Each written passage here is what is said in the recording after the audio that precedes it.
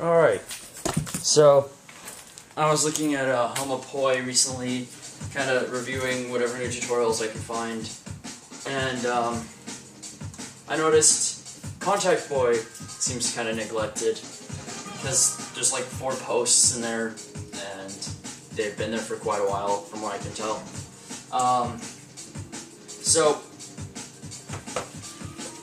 I was spinning around not too long ago, and I kind of accidentally did this thing.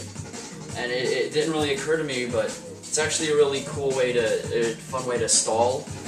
It's not the normal, just stall, you know, do this and this and this. Just stop it midair.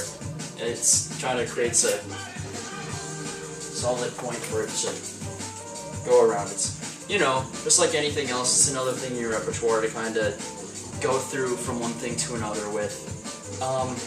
It is really straightforward because it's really, you know, just wrapping around your arm, but there are a couple tricks. You can do it either wall plane or wheel plane.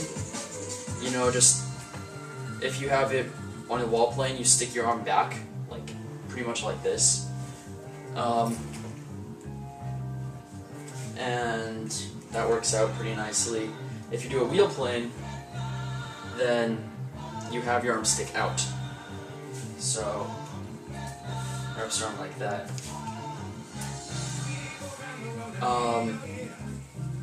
Aside from that, when you're actually doing it, some nice things that'll help you do it more cleanly and whatnot are to bend your wrist a lot. You know, really clench it in. You don't have to tense up your muscles or anything. When I say clench, I don't mean it like that. But have it nice and tight in, because when it's wrapped around, it provides that little extra amount that you can pull it without, you know, moving your arm. And then also, on that note, you want to have it on the upper part of your arm, wrapped around up here, because if it's down here, like when you extend your arm, you can tell that the distance between here and here extends more rapidly. As you know, I move my arm down, it's going down at a constant rate all across my arm. It's not like this is going faster here. But in that amount of time that my arm is moving, this extends a much less distance than this does. And so you don't have to like yank your arm out when it's up here. You just kind of slowly do it and it's smooth, and you can continue on with whatever you're doing. Like this.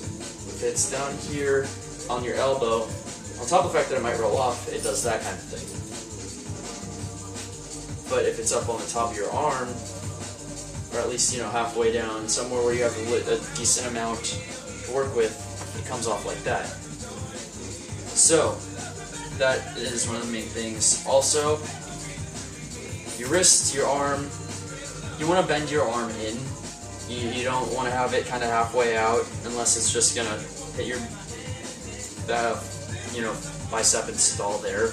If you want it to actually wrap around like that, all the way around your forearm, you have to have it all the way in. Unless you're really small, I don't know, I'm not very big, but... And, again, your wrist clenched helps, I think more so with the reverse, because if you don't get it all the way up here, then if it stays down here, you're not able to pull your arm down and back without looking really awkward, whereas when it's going forward, it wraps around and you can pull your arm up like this, like move your arm like this as you pull it out. You can't do that backwards, so your wrist matters a lot more. That extra amount that you can pull it out really does help. I think that pretty much covers it. You know, I think I said this already, it's just a fun, different way to stall it than, you know, the typical stalls. And that's about it. So I think it falls into Contact Boy a little bit better than a normal stall, because you have that ability to kind of, you know, if you grab it like that, or if it just stays there, you leave it there, and it's wrapping on your body, so. Woohoo! Alright, thanks for watching.